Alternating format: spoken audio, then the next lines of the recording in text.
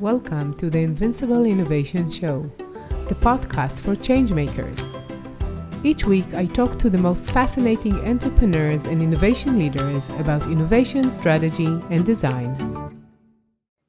Hey everyone! The question we're here today to ask is, how can branding help in innovation? Welcome to Invincible Innovation Live. I'm Adima Zorkario, innovation and value creation expert, and I'll be your host. And today with me, I have Karin Folman. So happy to see you here. Hi, Karin. Hi. Karin is a brand strategy and brand innovation expert, educator, and a coach at the THNK School of Creative Leadership. So happy to see you here with me, Karin. Yes, I'm happy to be here. You're on fire. I'm very impressed by all the interviews you've done so far with so many people. Oh, thank you. Thank you. I'm so happy that people view them. You know, I'm closed in this room and I don't have any clue what's going to be like, if people will see it and if they'll find it interesting. But for me, it's interesting for sure. So that's a good start. And from talking to you, I know that we can talk for hours. We've done it in the past. So it will surely be interesting. And I want to invite people to join us in the talk. It's going to be interesting too. Yeah, of course. And I can't wait to write the book with you. We will call it Innovation Schminovation. We have the name, so we can start. It's a good start. Yeah. Is it okay if I ask you a question? Sure, feel free. Because I'm just curious, because you already interviewed about 22 very interesting people. Very honored to be a part of that list. My question is to you is, do you recognize any patterns already from all the different people representing? Yeah, I think that there are some questions that I usually get the same answers. For example, I talk about what has changed during this Corona crisis, what has changed in your work, and what is the obstacles of what are the hard parts of what you're doing. And I think that all of them talk about collaborating creatively online and how creative things and co-creation is usually done, you know, when we meet people. So you could create with people and you could do things online, but it's not the same, especially if you want to just have a breakthrough or something which is unusual. It's really hard to do it. And then I see that people from all around, like from design and people from innovation and corporate and startups, they all talk about this missing feeling of connection that is very important for creativity and innovation. Yeah, but talking about innovation, I think that will be definitely the next focus for remote working and remote collaboration innovation, and how can you break that barrier. So, for example, I teach in the university and it's all collaboratively work. So it's not just me giving a lecture out and the students are in bed sleeping on mute. I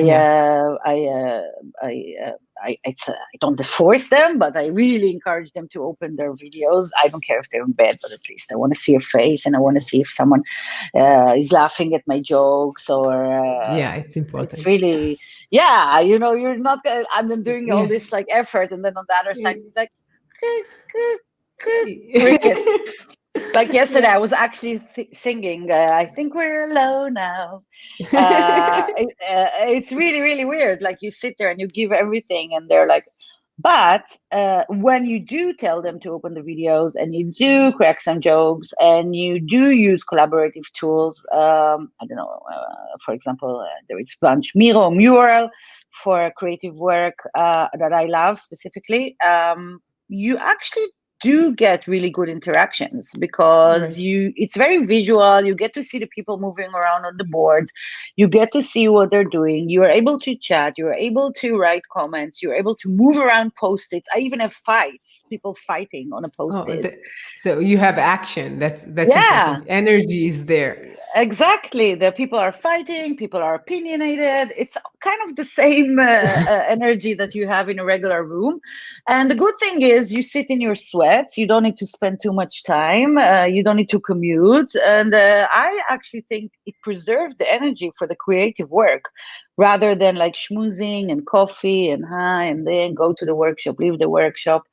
Makes more focus and to the point. So I specifically really enjoyed it. I derive a lot of benefit from online collaboration, and I hope to it will stay around for a long time, actually. Yeah. Yeah. I think that there are some benefits for working from home. So that's for sure. But, I talked to several people, not in the show, like friends and colleagues, and they said that in the beginning, it looks like working from home. And now, after a few months, you know that you're sleeping at work.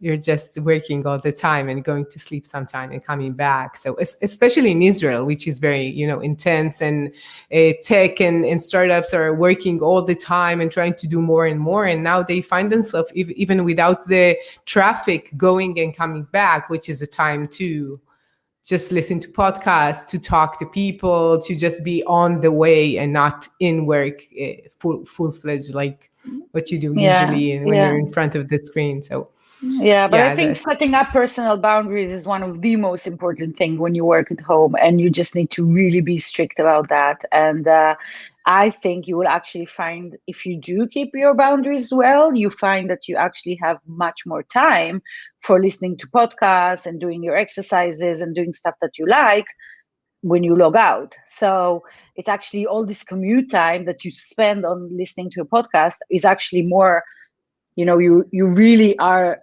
deliberate in the time you spend and the people you spend it with. So yeah. it's a lot of making little adjustments, but I actually saw a really funny TikTok video about that. It was like, now I'm at work, now I'm at home, now I'm at work. So she was like doing her laundry and doing something on the laptop and putting her like robe and sitting professional, and it was like, Yeah, funny, it's true, but it's true, yeah, but it's true. That's true. So let's talk about brand-led innovation. How you see that? Like it's a new term for me, so I'd love to hear more from you about that. yeah. So I'm sure that you saw already with all the different interview that you made that a lot of disciplines use the word innovation for Right. their field, right? So you have Sure. tech-led innovation, you have social innovation, you have design-led innovation. I'm not sure if you talked to someone from the strategic design discipline Yeah. yet. You have business model innovation, scientific innovation. So a lot of different fields have their own kind of point of view when they go into innovation. Mm. My point of view, when I'm talking about brand-led innovation, first of all, it have two conditions to succeed. One of them, it means that it's a collaborative approach, meaning that it doesn't have a hero. Okay, what I mean is, for example, that, for example, is not that we are using a specific technology that is very, very ripe, and there is an opportunity to embed it in a new business model, and then we are looking for different products and services that we can develop based on that technology. The first rule is, of course, we're leveraging technology because we're living in the fourth industrial revolution, and technology is very accessible, and it would be a missed opportunity for any brand not to leverage them, but it's not the hero, right? So the first premise is that we don't have heroes, right? It's not led by a specific, very popular innovation, technology, or a specific trend. It's a cross-pollination, right? And that's super important to understand. So it's different disciplines that merge to create a bigger, stronger, sustainable added value. Okay, that's the core of it. And that's super important to understand, because when working in brands, you have brands is basically the facade, right, of a company. I don't like to Yeah. use the word facade per se, but it's just it's the Yeah. same It's what word. the It's a clients company, see. Yeah. and it's what the company knows about itself inside, internally. So when I say a company, I say brand. It's the same thing, right? Brand is Okay. just a more, I would say, structured way to look at the way you do business internally and externally, and how do you decide on processes and the people that you hire, and of course the target audience that you interact with, and the experience that you create. Okay, so that in its essence, a brand is very it's a collaborative effort. It doesn't belong Right. to one department. It doesn't sit under marketing for people who think it does. No, it should not sit under marketing. And it does not belong to one department. It belongs to the whole organization. Okay, so at its Mhm. core, when you talk about brand-led innovation, you're talking on a multi-layered, multi-level approach for innovation. And the idea, that's the second part of it. The idea is that it's basically uh, the innovation is used to create brand growth, and the brand is used to synthesize and identified innovation, right? So this Mhm. two things have to match. So what I'm trying to say is, if you are creating an innovation in a brand context, in the context of the brand you want to create, you need an objective, right? You want to have bigger market share, you want to get more users, you want to impact your users to do some positive behavior, you want to get more brand equity.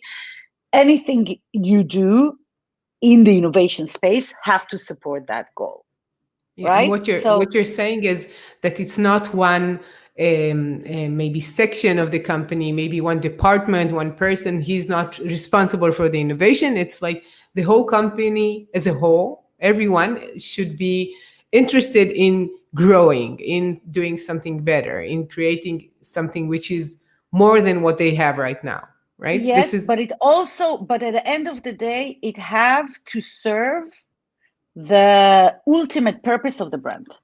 So that's kind of Mhm. like a go no go moment, right? If you, even if you have a really cool technology, or you created a really cool campaign, or your users are starting to be excited about it, if it doesn't serve the ultimate purpose of the brand, which means is, why are we here? Why do we even started our company in the first place? How do we want to be perceived? What is our position in the market? All those things, if it does not serve it, even if you landed on a very cool innovation, you will not execute it, because I see. it doesn't have a purpose. The purpose is to create more brand awareness, brand growth, brand equity, etc., etc. So it's a very, very strong filter to ask yourself: is this tool, product, service is relevant? So what you're saying is that these questions should be very upfront, and everybody should be aware of the answers for why and what and what is the purpose of this company all the time. And sometimes, like companies, they know it, or they've done some kind of a branding process few years ago, but it's not really conveyed to their employees or to the company as a whole as the main goal. And usually it's like a vision for a very like few years from now, and people are less aware. What you're saying, it should be alive in the employee's heart and in the innovation process all the time, as a like aiming them to the direction they need to go to. Yes, because you're also pointing out another pain point in this industry, that a lot of brand, and we will talk about the bag in the system in a minute, Mm-hmm. because I do think there is some failure in the system. But a lot of agencies do deliver brand strategy and brand identity in a very kind of, I would say, celebratory way. What I mean about celebratory way is that, all the people, some people from the company sit together with some people from the creative agency, and they create some blueprint or some North Star or a vision or a mission or values to represent their aspirations, I must say. And this is very important. It usually reflects their aspirations, which is great to have and important to have when you put a vision. But on the other hand, it should also reflect your capabilities, right? So it's really easy to put like, I want to be 1 meter and 80 centimeter blonde. I really, really, Me really too. aspire to be that, but I have some limitations, right? I'm 1 meter 62. Maybe the weight I can fluctuate, or I can work on that, but there is some limitations, right? And the limitation is not something that we need to be discouraged by. It's something that we need to either mend and put effort to, which means resources and funding, or accept. and work with it, right? So we can either leverage Yeah. or just be aware of it and work with it. So what happens a lot of time when you do have brand strategy values, it's mainly based on aspirations. Doesn't take Oh, I see. yeah, we again, which is good, but you have to really it's kind of like it's a three, I would say three, let's Venn diagram for a moment here. You have your kind of your vision, your aspiration, where you want to go in a company. You have your current situation, your capability, your resource, your internal culture, your processes, and let's not forget, you have your, let's say, for a lack of just to be very simple, your consumer, right? And Right, right. all those things have to be aligned, right? I cannot offer something that is not relevant for my consumer. I will not offer something that to my consumer does not align with my values, and I will not develop something that I'm not able to execute, right? So this is the first fault in the system. Like you said, people do have decks on their maybe sometimes even on their Yeah, wall. We believe in blah blah blah. yeah, It's like on yeah, the wall, our values, and there is like maybe an event and balloons and yeah. friendly, innovative, accountability, transparency, Wow. and everybody is like, ooh. But at the end of the day, question number one: does it actually reflect our company? Does it actually reflect the market that we're in? And are we accountable on executing it? So if Hmm. you do take all those three questions out and you are embedding it very well in the services and products that you deliver to your consumer, and your employees actually know what each value stands for, and it serves as a filter for decision making, like I said, it's a go no Yeah, go moment. If the yeah, innovation does not go through our values in a very clear way, it's a no go. Unfortunately, we can sell it to someone else. We can maybe open another brand and use this innovation idea that we have under a different umbrella, but we're not going to implement it in our brand. I see. So I that's a see. very core kind of like I would say very black and white. Yeah. Yeah, that's really interesting what you're saying. And what another thing that we wanted to talk about, and I think it will be matched with that, is the role of education inside innovation, because you do both things. How do you see that? And we Yeah, have a question. Are you teaching a CK innovation theory in what you do? I don't know this theory, but maybe you as a lecturer, you know it. if I'm CK innovation theory. That's I the don't know what question. CK means. Can Okay. she or he elaborate? Yeah, we can ask afterwards. It's just a question. You Okay. don't have to answer it. Yeah. Okay. I don't know what CK means, but I do teach. I don't teach innovation theory. I teach hands-on innovation. So Mm, what I do is two things in my role as educator. One of them is called building brand experiences, which is basically in a nutshell whatever we discussed now. So we really analyze and dissect what is the purpose of a brand, and then we really analyze and dissect all the technology innovation we have right now looking into the future. So we work with a lot of foresight exercises looking into 10 years from now, and also on consumer behavior and how it changes. And then we put all these ingredients together and create a very hands-on action plan for brand innovation for 2030. So it's very, very actionable. Obviously, we're using theory in the way yeah, but it's we practical. we did in the way we develop the workshop. It's all based on theory and frameworks that are proven, tested, but it's very hands-on. Also, I think it's very, very hands-on. We work with an actual project with a executive that want to bring it to life, either within his or her organization or as a personal endeavor or new social endeavor. So yeah, it's very hands-on and practical. So if the listener want to clarify the question, maybe I can give him a better Yeah. answer, or And maybe so, we so lost I, him. no, he's here and he gives Oh, me an answer. So afterwards, I could read it and answer him cute. afterwards. So Um, to answer your question, I think I see a lot of progress, a lot, especially in the past few years.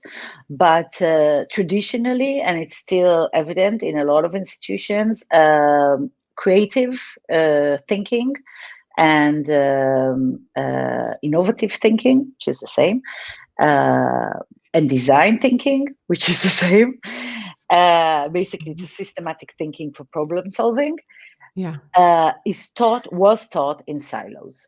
What it means is that still today you get creative people, and I'm talking on the creative industry because that's where I come from, that are representing a siloed thinking, which means that they know very well to create a very detailed process within a discipline, right? But it's not holistic thinking. And what is important, as I said before, it have to be in a holistic thinking. When you really want to drive brand-led innovation, it have to be holistic thinking. So the first problem was, and still is, that a lot of department in universities still teach a very silo discipline based on traditional boundaries. Okay. Now, for example, in Utrecht University in the Netherlands, where I teach, they just changed it, I think 2 years ago, into this more holistic thinking. So basically we have 4 pillars. One of them is creative thinking, of course, business thinking, technology, and human-centered design. And in every course that we deliver, those components have to be met. Oh, so makes sense. Yeah, so our students do not learn anything in silo. There is no marketing principles in silo. There is no, they do learn about blockchain and different technologies, yes, but it's always in the context of a bigger case study, of a bigger business, which take into account business, creativity, technology, and human-centered design. So this is a big, and it just happened in the last couple of years, right? So this is a big change. And there are some in the Netherlands. There is another department in TU Delft University, this teaching strategic design, but it's a master program, so it's not accessible for a lot.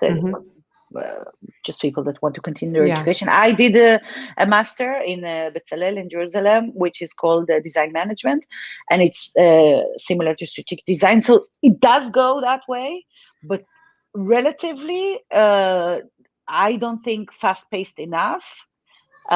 Like we already needed that 10 years ago. Like we already need this generation, the millennial, to be exercising this. And it's not yet evident. So that's the number one fault. Do we need to answer something? Yeah, I could tell you what he said if you want. And I think it's related to what you said about the CK theory, describes and explains the reasoning as a designer, as he thinks of a design of a new object, a new product, service, or process. In addition, its explanatory power, or this theoretical framework, provides powerful generative mechanism to overcome cognitive obstacles, thus improving our ability to innovate. So it's a tool to innovate. Definitely going to look into that. Sounds so I'll send you the link because I have thank you. I don't have the name, unfortunately. I usually have the name of the LinkedIn user, so I want to thank him and I'll look into it. So yay! So thank you for reaching out us and connect and LinkedIn. Yeah. So that's the number one fault. Do you need to stop? No, I'm with you. Okay, the number two fault, and maybe it connects to the education silo, that still agencies, not everywhere in the world, there are some places that are more progressive, but most country agencies model is still siloed, right? So you have digital marketing agencies, you have design agencies, you have brand identity agencies, you have innovation consultancies, but not, or even the big ones, the big fours that try to create a lot of digital innovation do not yet encompass all I totally agree. I think that these people don't talk within the agencies, especially in the big consultancies. I talked to half a year ago, before the corona, I've talked to, in Israel, I went through all of these big agencies, American consulting companies, and I talked to them about what they're doing and the connection between what they're doing strategically and what they're doing in the design and what they're doing in the digital processes and in transformation and in tech. It's not connected in any way. Sometimes it's different people, different departments. Sometimes they even talk to the manager on strategic side and consulting them. And once they get to implementation, it passes to someone else and they don't have any connection with it. and they don't have the methods or the way of thinking, and not in silos to think about And what it as happened? And what happened after, when you go back and see what was implemented? What do you think happened?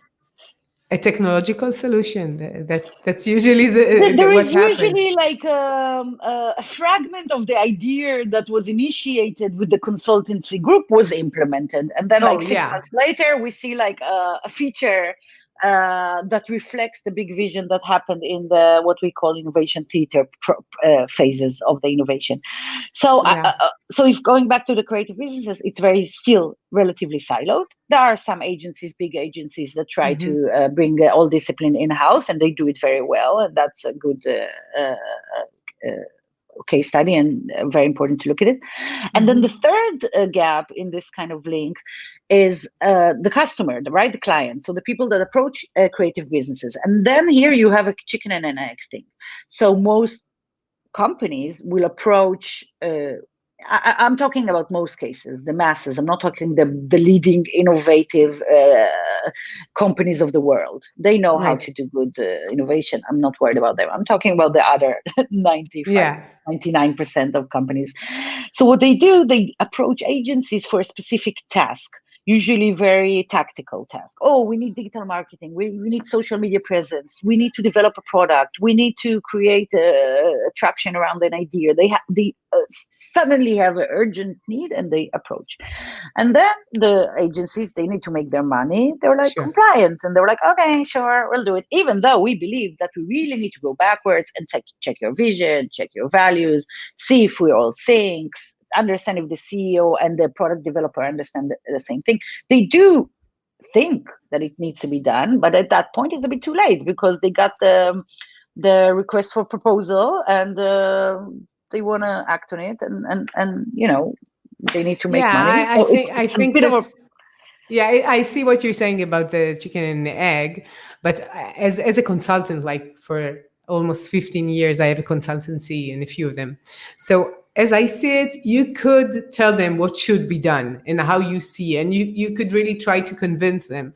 But in most cases, because you got this is what they need. They need this delivery. Okay, deliverable number one, this is what they want from you.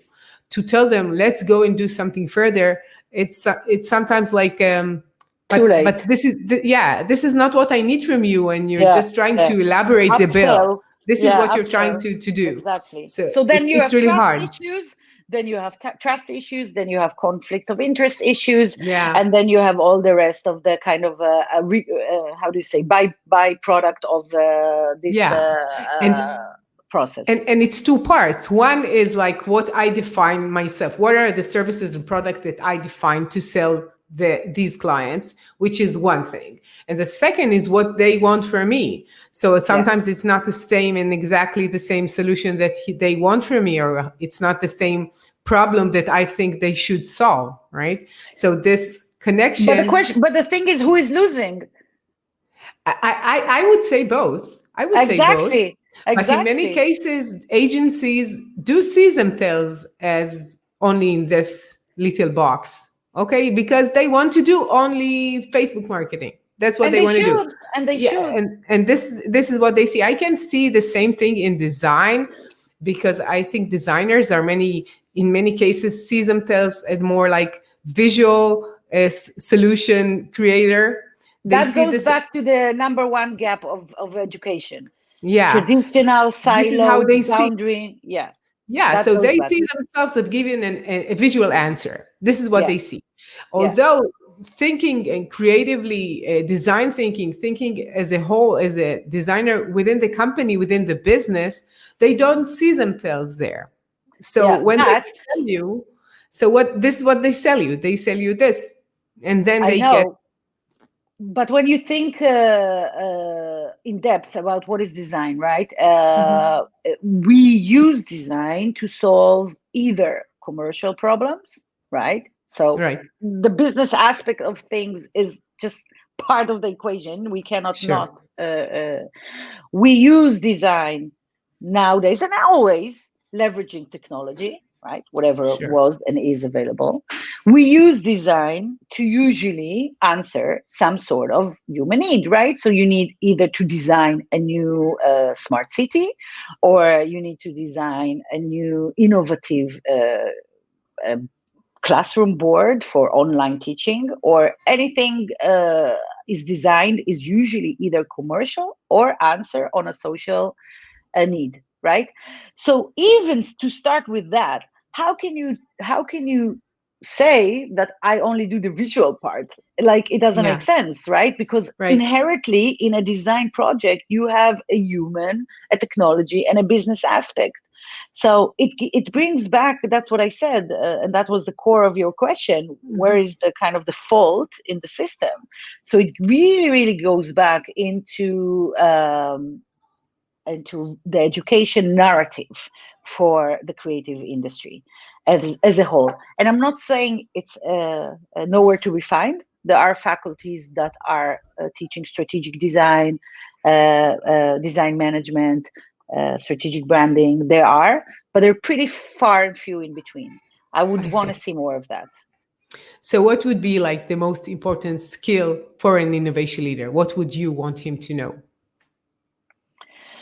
So again, it really depends the industry. I don't think there is one size fits all, right? So it's really important.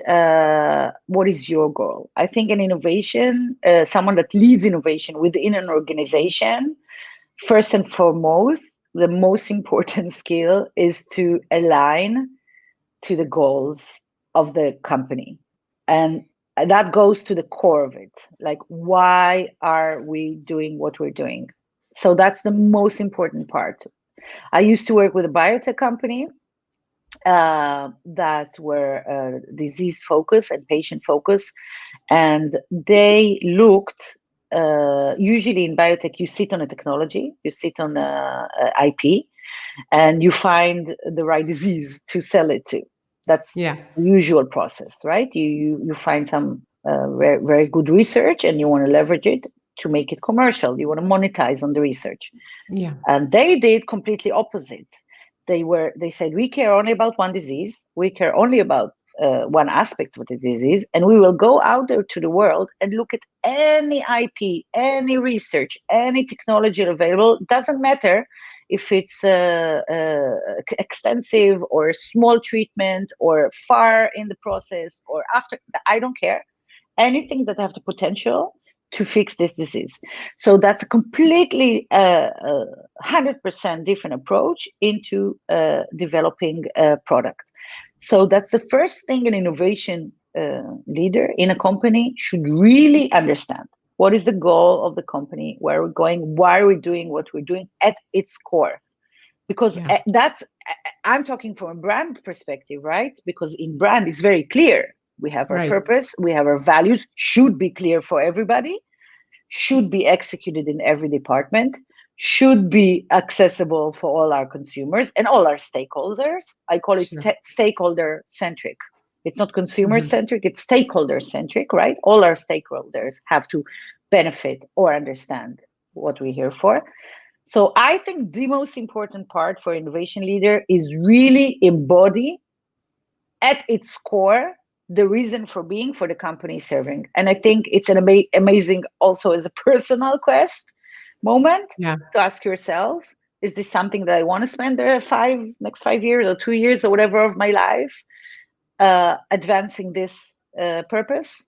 Is it Yeah. something that I really, really think worthwhile? So I think on a personal level, it's also a good idea, because a lot of people I talk to comes out on the other side of innovation and said, yeah, but we did spend all this time and money. And then, we develop, I don't know, a financial tool to sell more mortgages to old ladies, I don't know, whatever.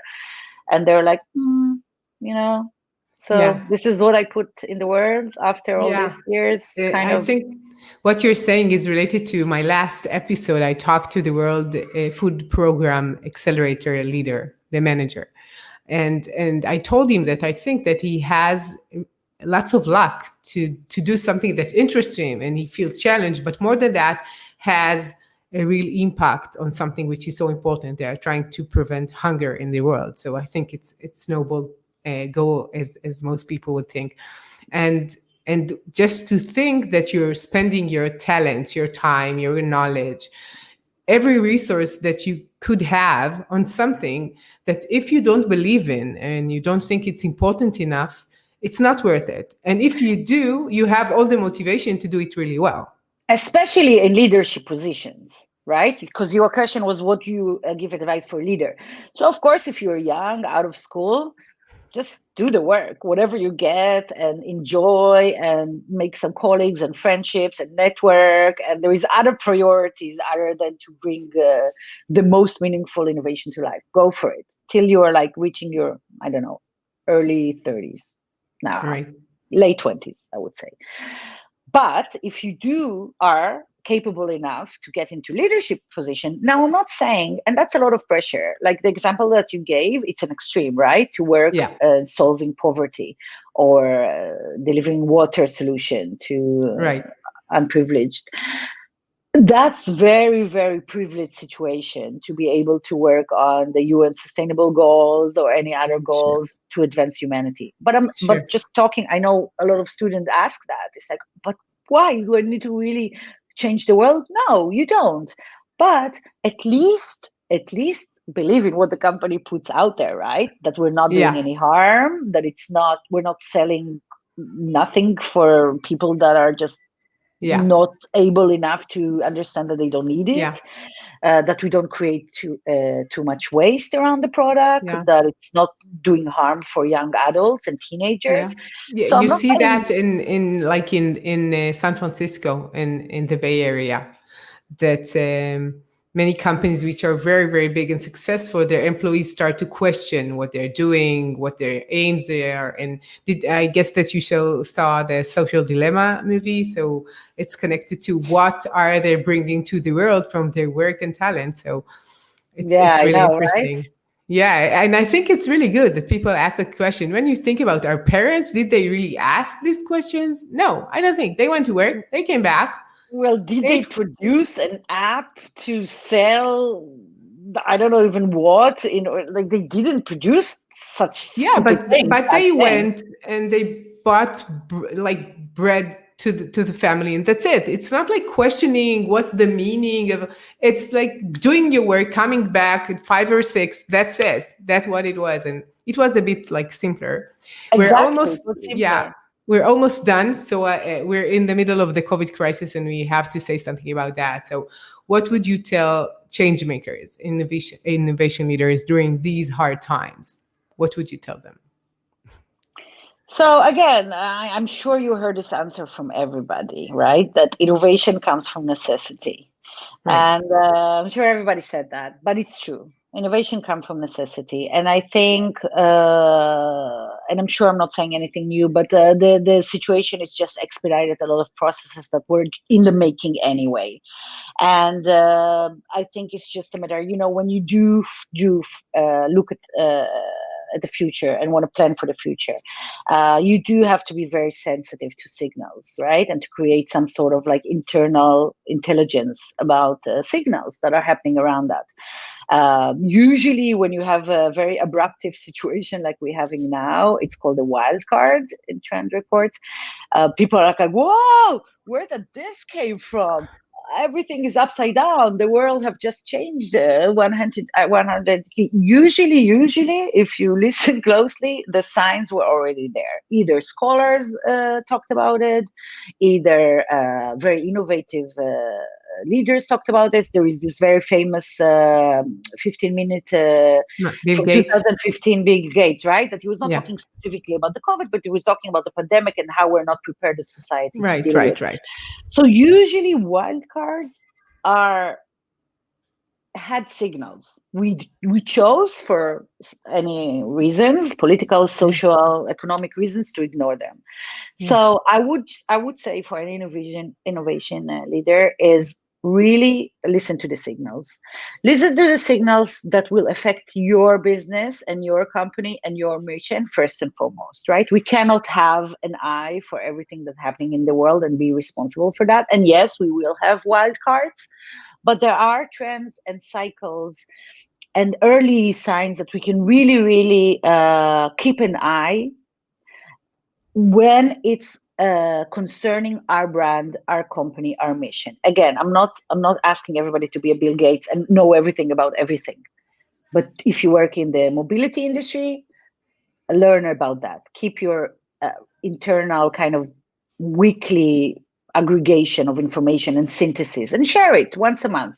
Have someone in the office do it. It can be a young employee.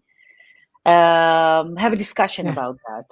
Really, really understand that a time like this was in the making. It just happened quicker, and there is a lot of issues that are emerging at this moment. Definitely social issues and economic issues and political issues, and a lot in the biotech scene. And if you are innovative, literate heart, and you do believe that society can benefit from innovation, it's not just for the bottom line, because we're not here for that. Look around. I think the space is like, yeah, so you're right. I like, totally agree that this is like so many new opportunities, so many new things, so many unsatisfied needs that you should address or could address. like, is like all over the place. Just look around, like, but that really connects back to why you're even bothering with innovation. Is it just to make money? Okay, so you will have a lot of dead ends. But if you are listening to the cues and answering unmet needs that we have now, like never before, this is like prime time for innovation. So good for you, all innovation leaders. That's for sure. So we could go on for hours as we've done it in the past. We could do it right now, but we're out of time. So I want to thank you for your time. It's been such a pleasure. Maybe we should do another episode. And just I would ask if people want to contact you and ask a question and listen to you more. So what would they do? So first of all, have an eye on the book Innovation to Innovation, coming out probably 2020, end of 2021. So you can see our opinions there. Right. And also LinkedIn is the best way. Yeah. Just Karin all Folman. are there. I'm always updating it and making sure I look slick. And you can see everything about me there. I don't publish a lot, but I definitely interact with whoever private message me. Yeah. So Karin Folman, and really, really thank you for your time. And I want to thank everyone and all the change makers out there. Thank you for joining me. I'll see you in the next episode. Have a great day. Bye-bye.